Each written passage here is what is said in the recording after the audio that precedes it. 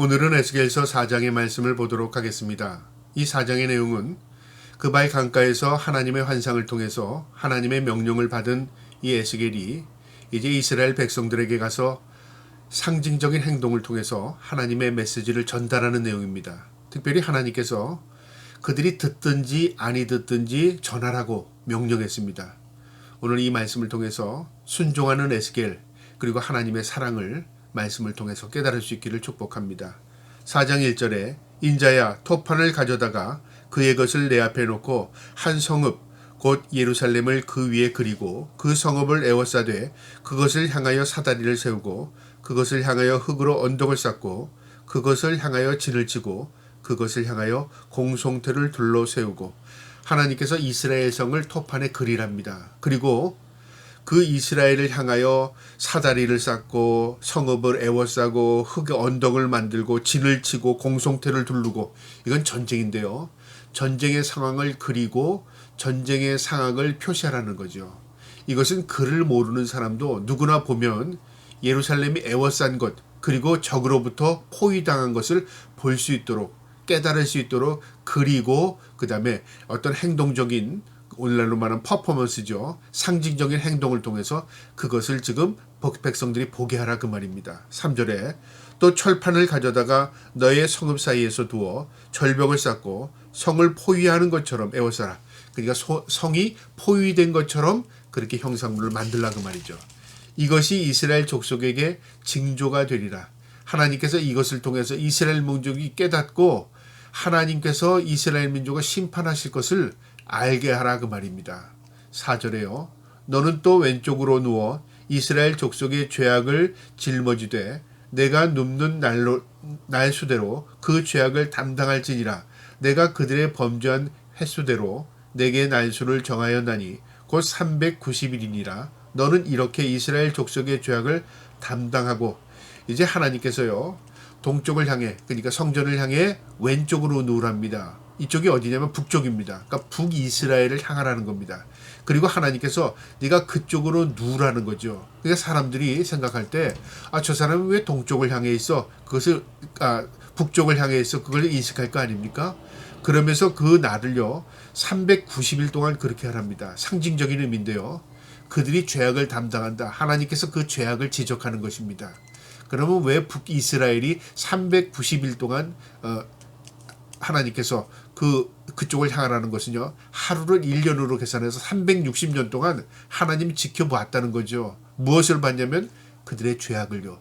그러면 360년 동안 하나님 무엇을 지켜봤냐면요. 이스라엘이 남북으로 갈라진 시기였습니다. 그러니까 여로보암이 북이스라엘의 왕이 되어서 그때부터 하나님께서 어떻게 가는가를 쭉 지켜본 겁니다. 근데 그들이 우상 숭배하고 하나님의 말씀을 거역하고 죄짓고 이것을 하나님이 다 본 거죠. 그래서 하나님께서 보고 계신다 그 말이죠. 하나님이 너희들 심판하실 것이다. 그것을 경고하는 내용입니다. 그리고 그들은요. 그 심판을 받았습니다. 그래서 하나님께서 이 에스겔에게 상징적으로 네가 그걸 보여라 그 말이죠. 그쪽을 향해서 390일을 누워있어라. 그것은 무엇을 의미하냐면 하나님이 보셨다 그 말입니다. 그 다음에 6절에요. 그 수가 차거든 너는 오른쪽으로 누워 유다 남쪽의 죄악을 담당하라.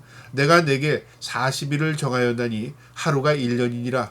이제 390일을 북쪽을 향해 눕게 하고 그 다음에 40일을 남쪽을 눕게 하랍니다. 그러면서 하루를 1년이라고 계산합니다. 그러니까 40년 동안이죠. 하나님께서 남쪽도 지켜봤다는 겁니다. 북이스라엘을 보면서 남쪽도 그것을 하나님이 봤다 그 말이죠. 그러니까 북이스라엘은 먼저 멸망을 당했죠. 그 이후에 남유다는 계속 유지가 됐습니다. 그 이후에 하나님께서 계속 남쪽도 본 겁니다. 너희는 어떻게 사는가? 하나님께서 우리를 지켜보십니다. 우리가 눈에 보이지 않지만요. 하나님 우리의 모든 것을 머리카락까지 셈바 되십니다. 심장과 폐부를 헤아리십니다. 우리의 모든 것을 알고 계십니다. 그런데 우리 하나님께서요. 우리가 어떻게 살기를 원하냐면 우리가 죄악을 멀리하기를 원하십니다. 우리가 거룩한 백성으로서 하나님의 백성다운 삶을 살기를 원하신다 그 말이죠. 유다, 북이스라엘 하나님의 백성이었음에도 불구하고 하나님의 뜻대로 살지 않았습니다. 그들은 하나님을 잊었을지라도 하나님은 결코 그들을 잊지 않고 그들을 지켜보았습니다. 그리고 선지자들을 보내서 회개를 촉구했습니다. 그러나 그들은 돌아오지 않았습니다. 하나님께서 그들을 심판하시겠다고 이 에스겔을 통해서 경고하는 내용입니다. 7절에요. 너는 또 내 얼굴을 에워싸인 예루살렘 쪽으로 향하여 팔을 걷어 올리고 일어나라.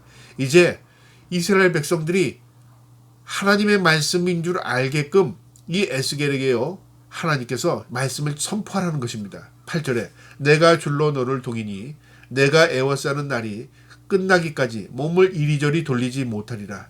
이제 이 에스겔이 포로가 된 것처럼요 꽁꽁 묶여서 포로로 끌려가는 모습으로요 백성들에게 보이는 겁니다. 그러면 저 사람이 왜 저러지? 저것은 이스라엘이 에워싸인 것을 봤죠. 그 다음에 에스겔 스스로 자신이 동요매어진 것을 봤죠. 그걸 통해서 백성들이 야 이거 포로로 잡혀가는 거다. 그럼 누구 얘기야? 우리가 그렇다는 얘기야? 그걸 깨닫게 하라는 거죠. 우리가 어떤 책으로 남기게 되면 글을 아는 사람은 그 글을 통해서 이해가 되지만 글을 모르는 사람들은 읽을 수 없습니다. 그러나요 어떤 상징적인 행동을 통해서 보게 되면 다 이해가 갑니다. 저건 뭐야? 모르는 사람 물어보게 되고 또 아는 사람은 저건 그런 행동이야.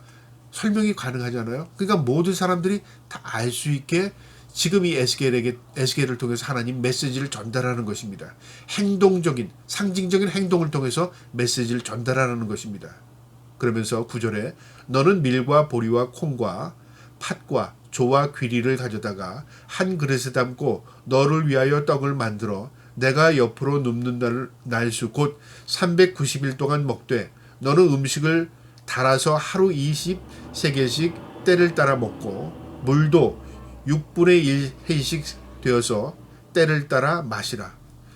떡을 만들어 먹고 물을 마시라는 내용인데요. 얼마나 어떻게 먹으라느냐면요. 모든 밀, 보리, 콩, 팥 이것은요. 음식을 만들 때 이렇게 합쳐서 하지 않습니다. 밀은 밀대로 해서 밀떡을 만들어 먹고요. 전병을 만들어 먹고 그렇게 합니다. 근데 지금 밀, 보리, 콩, 팥, 조, 귀리 되는 대로 곡식을 다 합쳐서 한 그릇에 놓고요. 다 빠서 그것으로 떡을 만듭니다. 이건 무엇을 의미하냐면요. 먹을 게 없다 그 말이죠. 먹을 수 있는 건 모두 모아다가 다 한 그릇에 놓고 그냥 빚는 겁니다. 일단 양을 불리는 겁니다. 그래서 만들어 먹는 거고요. 그 다음 물도 어떻게 먹냐면요. 하루에 10세겔씩. 이게 11.4g인데 우리 페트병 있잖아요. 이 페트병에 이게 5분의 2 정도 되는 양입니다. 이게 하루 먹을 양입니다. 그러니까 한 2모금, 3모금 되겠나요? 그러니까 생명만 유지할 정도의 물을 먹게 한다는 거죠. 그러니까 먹을 수 있는 걸 다 긁어다 먹는 것처럼 밀, 보리, 콩, 팥, 조, 귀리 할 것 없이 다 함께 섞어서 먹으면 사람들이 저 사람 왜 저렇게 먹어? 그럴 거 아니에요? 그 다음에 저 사람 왜 물도 못 먹네? 그걸 보면서 우리가 포로로 잡혀가고 우리가 전쟁을 통해서 이런 고통을 당하게 될 것인가를 미리 너의 삶을 통해서 보여라 그 말입니다.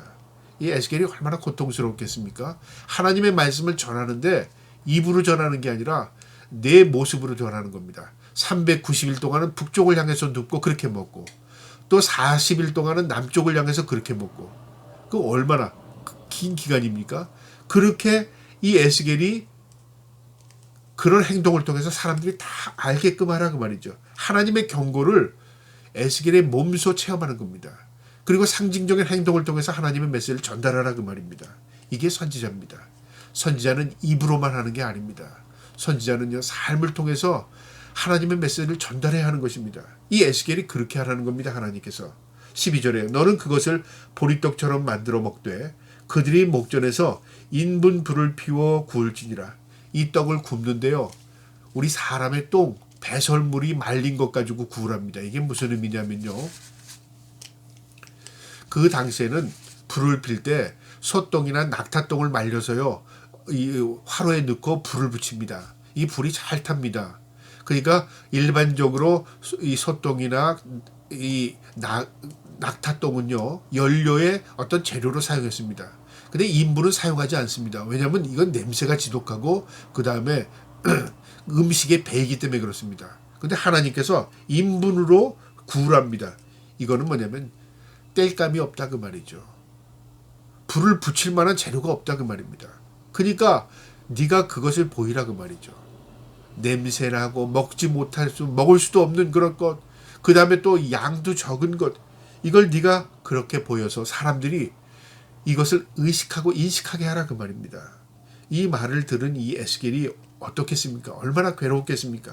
13절에요. 또 여호와께서 이르시되 내가 여러 나라들로 쫓아내어 흩어져 버린 이스라엘 자손이 거기서 이같이 부정한 떡을 먹으리라 하시기로, 이스라엘 백성들이 흩어져서 이제 이렇게 살아갈 것이다 그 말입니다. 이것을 먼저 네가 보이라 그 말입니다. 내가 말하되 하하 주 여호여 나는 영혼을 더럽힌 일이 없나이다. 어려서부터 지금까지 스스로 죽은 것이나 짐승에게 찢긴 것을 먹지 아니하였고 가져간 고기를 입에 넣지 아니하였나이다. 하나님 왜 내가 그래야 합니까 그 말입니다. 나는 제사장 가문으로서 부정한 일을 한 것도 없고 부정한 음식을 먹은 것도 없고 하나님 보시기에 율법에 부정한 행동을 한 게 없습니다. 그런데 내가 왜 이렇게 해야 합니까 그 말이죠.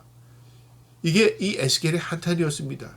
내가 하나님의 메시지를 전달하는 것까지 전달하겠는데 이게 입으로 전달하는 게 아니라 내 삶을 통해서 어떤 상징적인 행동을 통해서 자기 자신이 직접 고통을 당하는 걸 보게 함을 통해서 메시지를 전달하는 겁니다. 하나님 내가 왜 이렇게 합니까? 힘듭니다. 거기에다가 이 음식을 못 먹게 어떻게 인간의 배설물을 또 그걸로 떡을 굽게 하십니까? 그것만은 제가 못하겠습니까? 그거죠. 15절에 여호와여 내게 이르되 보라 쇠똥으로 인분을 대신하기를 허락하노니 너는 그것으로 떡을 구울지니라. 이 한탄하는 이 에스겔에게요. 그러면 내가 너에게 그것만을 허락하겠다. 쇠똥이 아니라 인분이 아니라 솥동으로 내가 떡을 구워라 그 말이죠. 그러니까 그렇게 먹되 부족한 음식 그 다음에 모든 걸 섞어서 먹되 내가 먹을 수 있게는 해주겠다. 그러나 그것을 내가 인분이 아닌 쇠똥으로 할 수 있도록 내가 허락하겠다. 하나님의 국률입니다. 16절에요. 또 내게 이르시되 인자야 내가 예루살렘에서 의뢰하는 양식을 끊으리니 백성이 근심 중에 떡을 달아먹고 두려워 떨며 물을 데워 마시다가 떡과 물이 부족하여 피차에 두려워하여 떨며 그 죄악 중에서 쇠폐하리라. 이스라엘이 포위가 당하고요. 그 성 안에 있는 사람들이 먹을 것 없이 굶주리고 또 먹어도 편안하게 못 먹는 겁니다. 두려워 떨며 물을 마시고 두려워 떨며 떡을 먹습니다. 이게 얼마나 고통스럽습니까? 먹히지도 않는다 그 말이죠. 여러분 우리가 배가 고파도 스트레스가 쌓이면은 음식이 잘 들어가지 않습니다. 그러니까 점점 굶주리는 것이요 고통을 가중되는 것입니다. 너희가 그런 일을 당하게 될 것이다. 이것을 먼저 에스겔을 통해서 행동적인 어떤 상징적인 표현을 통해서 보이라는 것입니다. 여러분 이게 하나님의 명령이었고요. 에스겔이 그것을 하나님의 말씀을 순종합니다. 그리고 이것을 통해서 이스라엘 민족을 일깨우고자 하는 하나님의 사랑이 여기에 있었습니다. 그러나 이스라엘 민족은 깨닫지 못했습니다. 이것이 하나님의 국률이었고요. 이스라엘 민족은 결코 하나님의 그 국률을 깨닫지 못하는 것입니다. 오늘날 우리에게 이 말씀을 통해서 무엇을 우리에게 가르치냐면요. 우리가 회개할 수 있는 게 은총입니다. 하나님께 돌아갈 수 있는 게 은총입니다. 은혜입니다. 우리가 하나님의 말씀에 귀를 기울이고 하나님의 말씀대로 살아가는 것, 그 자체가 복입니다. 저와 여러분이 그런 복 받는 사람 될 수 있기를 주님의 이름으로 축복합니다. 아멘.